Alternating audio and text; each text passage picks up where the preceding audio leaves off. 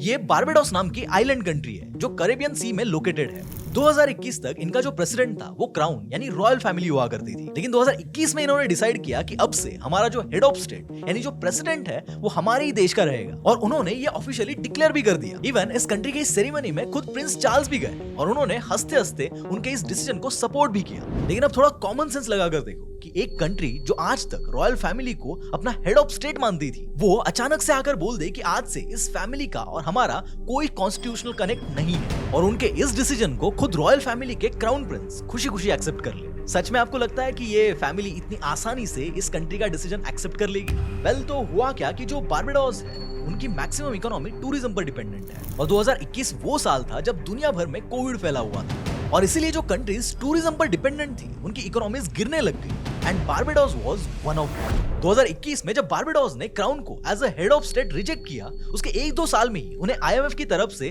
$350 million का loan लेना पड़ा और ये जो आईएमएफ है वो यूएस और यूके इन दो कंट्रीज से हेवीली इन्फ्लुएंस्ड है और आईएमएफ जब भी लोन देता है तो वो भले ही फाइनेंशियल एड के नाम पर देता है, लेकिन आज की डेट में ये बात सब लोग समझते हैं कि एटलीस्ट जियोपॉलिटिक्स में इतना दानवीर कोई भी ऑर्गेनाइजेशन नहीं है जो सच में किसी कंट्री को सेल्फलेस होकर फाइनेंशियल सपोर्ट करे। उसके पीछे 100% उनका कोई ना कोई हिडन एजेंडा होता है। अभी ये ऑपरेशन सिंदूर के टाइम पर भी तो आईएमएफ ने पाकिस्तान को लोन दिया था, तो उसी एग्जांपल से आप समझ सकते हो कि आईएमएफ जब भी किसी को लोन देता है तो वो आगे वाली कंट्री को अपनी कठपुतली बना लेता है। और जब बारबाडोस ने आईएमएफ से $350 मिलियन का लोन लिया तो उसके तुरंत बाद वहां पर एक पैटर्न देखने मिला। आईएमएफ ने बारबाडोस को लोन तो दे दिया, लेकिन साथ ही कुछ कंडीशंस रख दी, जैसे कि आपके यहाँ पर टैक्स बढ़ाओ, गवर्नमेंट जॉब्स फ्रीज कर दो, सब्सिडीज हटा दो। और इस सब से हुआ ये कि वहां पर महंगाई बढ़ गई और वेलफेयर स्कीम्स भी कट डाउन हो गई, जिससे कि लोगों को कई प्रॉब्लम्स फेस करने पड़े। यानी ये कंट्री पॉलिटिकली तो इंडिपेंडेंट हो गई, लेकिन इनकी जो इकोनॉमी थी वो अभी भी यूके बेस्ड बैंकिंग सिस्टम पर डिपेंडेंट थी।